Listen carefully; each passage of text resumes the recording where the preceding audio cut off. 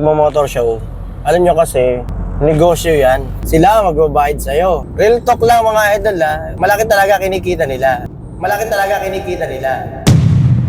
Magandang gabi mga idol. Meron tayong konting i-discuss tungkol sa motor show. Real talk lang mga idol malaki talaga kinikita nila. Hindi tayo against sa motor show. Maganda yan kasi dyan tayo nag-umpisa. Alam nyo kasi, negosyo yan. Kung ang habol mo dyan ay saya lang, talo ka dyan. Dapat, meron kang target. Kung bakit ka nagmo-motor show, dapat alam mo, kikita ka dyan. Ang una, dapat ikaw ay nagpo-promote services. Halimbawa, mekaniko ka, nagkakarga ka ng motor, builder ka, ganyan. Promote mo yung iyong gawa.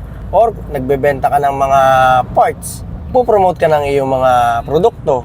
Kung hindi ka ganyan, at ang habol mo masaya ka lang kasi nagmo-motor show ka, talo kayo dyan mga idol. Talo kayo dyan. Dahil lahat sa motor show, negosyo yan. Kala nyo ba? Hindi nyo namamalayan, wala na kayong pera. Naubos na sa kapapalit ng pyesa. Bakit ko sasabihin na hindi negosyo yan? Halimbawa, magpapamotor show, isang brand. Halimbawa lang sasabihin nila, hindi ka pumasok sa ganitong category kasi ibang parts yung kinabit mo. Hindi na talaga motor show ang tawag doon. Negosyo. Kasi sasabihin nila, talo ka na kasi chop suey. Meron kang ganitong parts, meron kang ganyan, magkaibang brand. Dapat ganitong brand lang ikakabit mo. Di ba? Anong klaseng motor show yon? Unlike nung unang panahon, dati na motor show, basta akma sa iyong concept, maganda tignan, acceptable yan ng mga judge. Ngayon, iba ngayon. May sinusunod kang branding. Di ba? Pag hindi mo sinunod yon, talo ka na. Talo ka na. Kung di ka nag-iisip, hindi ka aasenso dyan. Sa mga sumasali nga dyan, ulitin ko, kailangan meron kang purpose.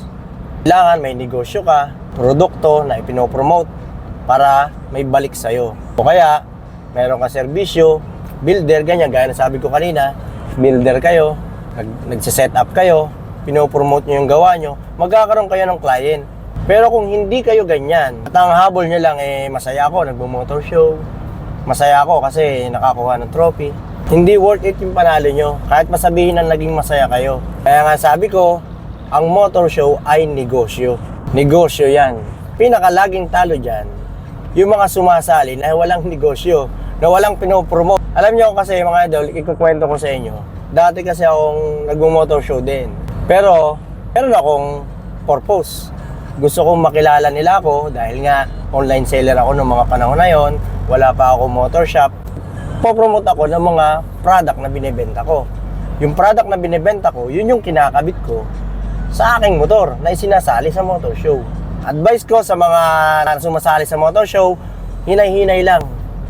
Dahil baka malubog kayo, wala na kayong pera, lagi na kayo napapagalitan ng inyong magulang, asawa, sa kagagastos, kapapalit ng mga pyesa. Tama naman mga idol, masaya talaga kapag nasa motor show. Masaya kapag nananalo tayo. Kakakuha tayo ng mga trophy. Hindi naman tayo against sa mga ganyan. Against lang tayo sa mga sistema ngayon. Hindi katulad noon. Tapos, imagine nyo magkano ba ngayon ang entrance? Yung binabayad kapag mag-motor show. Hindi na kasi ako sumasali. Hindi na ako updated. Imagine niyo magkano ba ang trophy kumpara sa entrance na binayad nyo? Sarami ng participant.